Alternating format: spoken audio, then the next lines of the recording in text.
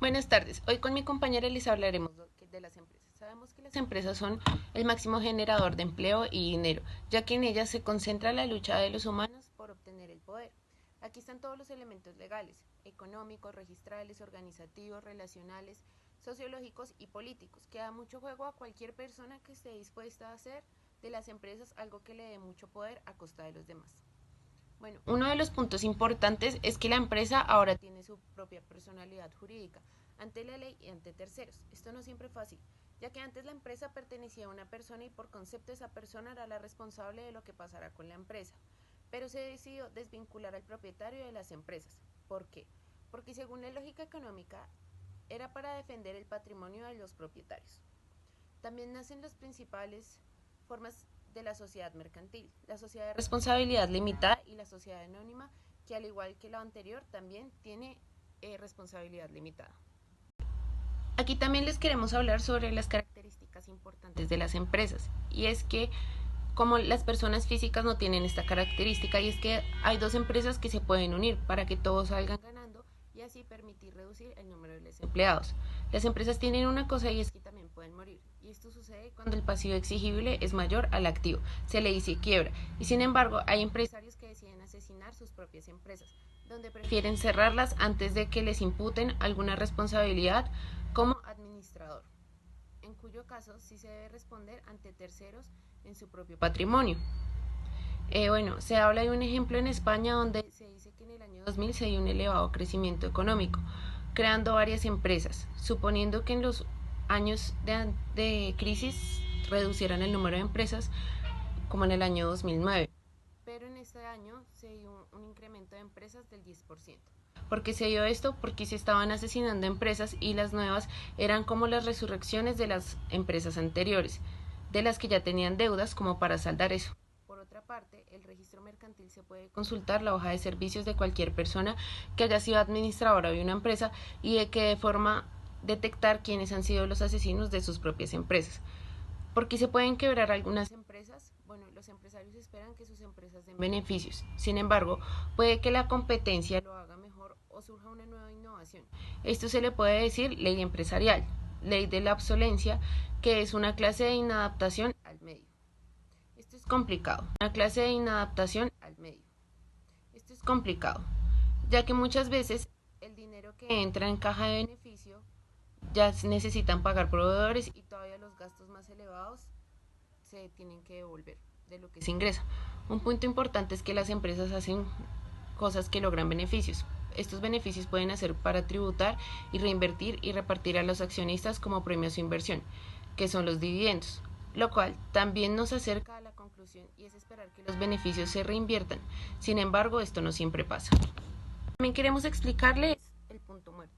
Y el punto muerto es el nivel de facturación en que la empresa justo cubre sus gastos y ni gana ni pierde. Sin embargo, un profesor explicaba que el resultado de punto muerto o igual a cero era una cuenta falsa. Y esto pudo haber sido manipulada, ya que una empresa siempre debe obtener o ganancias o pérdidas, siendo así imposible el resultado cero. También podemos decir por qué las personas retocan sus ganancias y pérdidas. La primera razón es la fiscal, ya que a más beneficios pues se les suben los impuestos. Otra de las razones es la presupuestaria, ya que hay veces en que los directivos de la cara a los presupuestos del año siguiente no les interesa dar demasiados beneficios. Por eso, en cuanto más tamaño y poder tiene una empresa, más capacidad tiene de maquillar sus resultados según los presupuestos. Finalmente, al terminar cada año, los bancos desean saber si están ganando o perdiendo dinero. Finalmente, al terminar cada año, los bancos desean saber si están ganando o perdiendo dinero.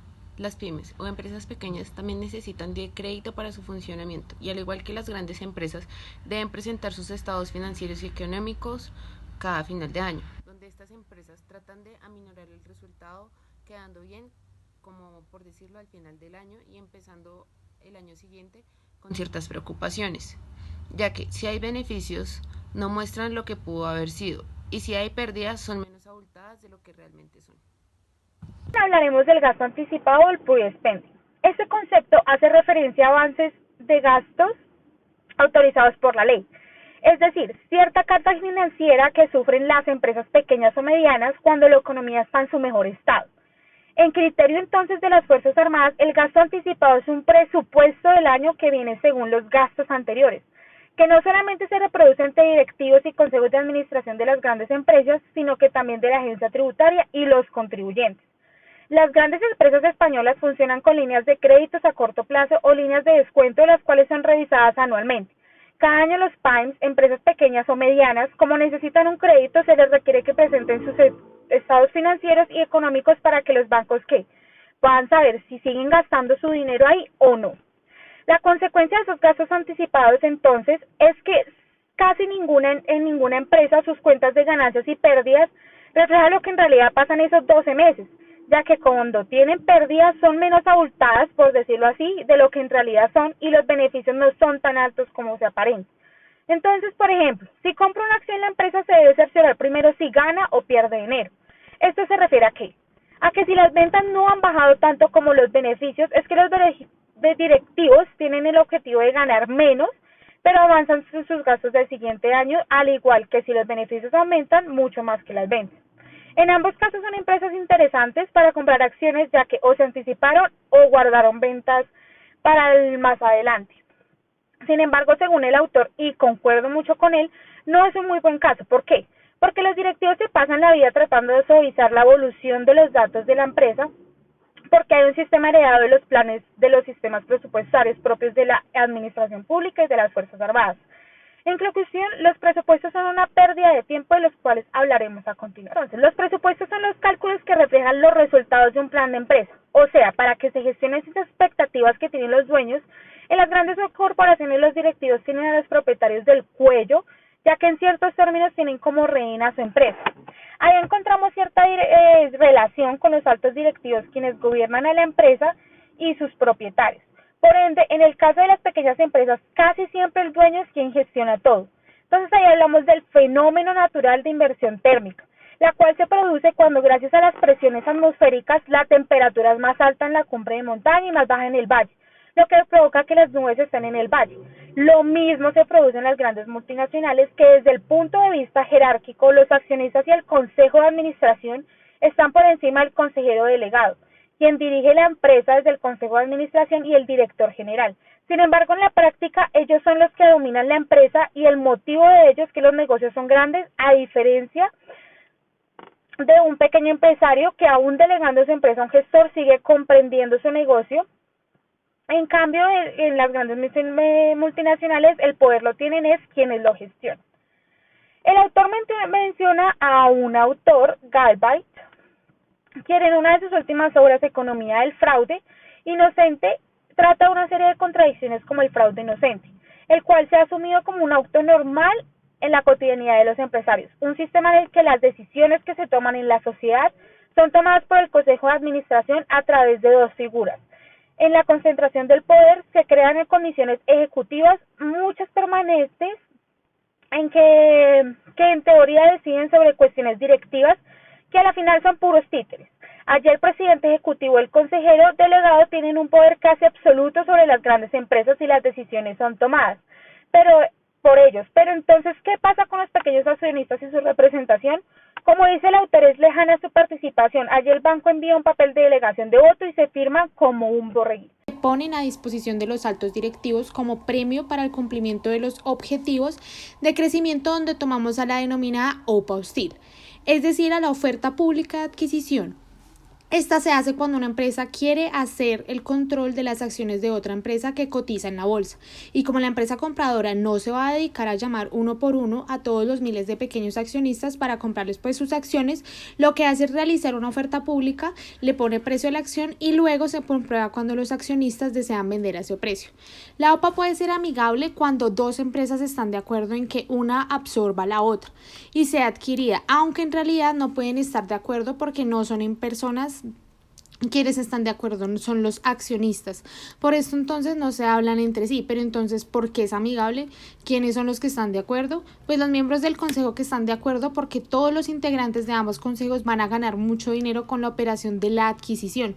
porque esas sopas amigables son las que salen a cuenta de quienes tienen el poder en la empresa. Pero cuando la empresa sobre la que recae la OPA no está de acuerdo es porque sus equipos directivos no quieren ser comprados, pero entonces ahí es donde debe empezar la OPA a ser hostil, donde hay un desacuerdo entre dos equipos de altos directivos en cómo repartirse el poder del nuevo pastel.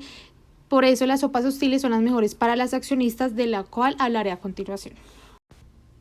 Bueno, la OPA hostil entonces es la oferta pública del adquisor en que la empresa que pretende ser comprada está en contra de tal operación. En este punto es donde entran los juegos políticos, ya que las grandes corporaciones están vinculadas a los partidos políticos y ellos crean diversos mecanismos para impedir esas OPAs hostiles. Uno de los mecanismos es la acción dorada, un tipo de acción donde si un gobierno considera que las decisiones adoptadas por el Consejo de Administración de una empresa van en contra de los intereses del país, puede anular el derecho de voto del accionista, donde la primera en hacerlo fue Margaret Thatcher en 1984. En efecto, resulta inaceptable que una empresa privatizada cuya propiedad está en manos de los accionistas independientes sean vetados en su derecho de voto por un gobierno, aduciendo los intereses estatales totalmente, porque lo que no le interesa a un gobierno sí le puede interesar a los propietarios de la empresa. Hay otras opciones de alternativas donde una de ellas es la contra-OPA. Consiste en que una tercera empresa eleve el precio de la OPA hostil con el fin de evitar la operación. Allí el gobierno utiliza otra empresa estatal propia de otro país para evitar tal operación. Como mencionamos anteriormente, pues es bueno explicar qué es el blindaje. Es la cláusula de indemnización por despido especial de los altos cargos con el fin de animarlos a cambiar de empresa, minimizando los riesgos. Y sí, efectivamente, como sabemos, ya hemos hablado de los accionistas y primeros ejecutivos. Sin embargo, deberíamos seguir en el orden jerárquico de las organizaciones modernas, como los mandos intermedios. Ahí entramos de lleno en el área de la empresa, donde se llama recursos humanos. Allí existe un principio poco conocido por el público denominado el principio Peter, el cual fue formulado en 1969 por Lawrence Peter. Dijo que una jerarquía es donde todo empleado tiende a ascender hasta su nivel de incompetencia. Allá el mecanismo es el siguiente: una persona hace bien las cosas porque se entiende que sus capacidades están por encima de sus responsabilidades. Así como anteriormente mencionamos, pues ese principio de Peter fue validado empíricamente porque ningún investigador ha creado un indicador de incompetencia directiva. De ahí extraemos una interesante conclusión. No hay personas incompetentes, hay personas válidas ubicadas en los puestos equivocados y los directos de recursos humanos tratan de evaluarlo. Realizan numerosas evaluaciones para saber si escogen a la persona adecuada, porque si no, pues puede ser costoso para después resolverlo. En ese principio de Peter se emplean diversas estrategias donde se debe dominar el lenguaje empresarial, como el término sinergia. En la versión oficial en economía debería una mejora de la organización en el seno de una empresa o dentro de un grupo de consumidores. Aquí llegamos a la parte de la jerarquía de las tropas, en las cuales se caracterizan por prestar mal pagas pero bien premiadas, lo cual proviene también de la gerencia militar, donde los soldados eran mercenarios atraídos por los premios que obtenían por la victoria del premio. Ese premio era la libertad para saquear y violar mujeres en esa ciudad conquistada. Asimismo, la mayoría de empresas pagan poco y premian con dinero o especies pero legales, lo cual se llama incentivo bonus, el cual sirve mucho más en los vendedores con un salario bajo reducido, quien con el incentivo puede doblar su salario base cuando logra los objetivos de venta que la empresa desea alcanzar. Ese incentivo bonus también se llama bono, como un pago que se concede a los trabajadores como consecuencia de circunstancias especiales normalmente asociadas al cumplimiento de una serie de objetivos anuales, por lo que va dirigido a los comerciales, representantes, cajeros, peones o secretarias, aunque por la abolición del machismo se sustituye ese término secretaria por personal administrativo o asistente personal. En términos oficiales, esa secretaria es la persona que se encarga de recibir o redactar la correspondencia de un superior jerárquico, llevar adelante la agenda de este y custodiar y ordenar los documentos de una oficina. Bueno, eso hablamos de secretaria, pero ya entrando en términos del capital humano, cuando se habla de la totalidad de la empresa, el equipo humano, los economistas, a quienes se les otorga un valor desde un punto de vista empresarial con la suma de sus capacidades y conocimientos, se considera ese capital humano. Aunque según el autor es un poco bestia, entre comillas, porque cuando se piensa en capital se define como el conjunto de bienes producidos que se utilizan para producir otros, y considerar las personas como bienes es como materializarlos, aunque en realidad todas las declinaciones del capital hacen referencia a bienes o dinero, es decir, el capital financiero, el físico, el bursátil o demás. Entonces el capital humano en términos generales es un intangible que sirve para mejorar la percepción de la empresa, donde se refiere a la suma de conocimientos, habilidades y capacidades de las personas que forman parte de la plantilla de esa empresa. Por último, vamos a hablar del balance, que es todo lo que la empresa tiene, lo cual tiene que ser exactamente igual a lo que debe. Existen dos partes: el activo, que es todo lo que una empresa posee, y los pasivos, que es todo lo que debe en general. Y por último, hablamos del apalancamiento financiero, el cual dice si una empresa tiene unos rendimientos superiores al coste de los créditos, es decir, es mejor financiar con crédito que con capital, por eso se llama apalancamiento.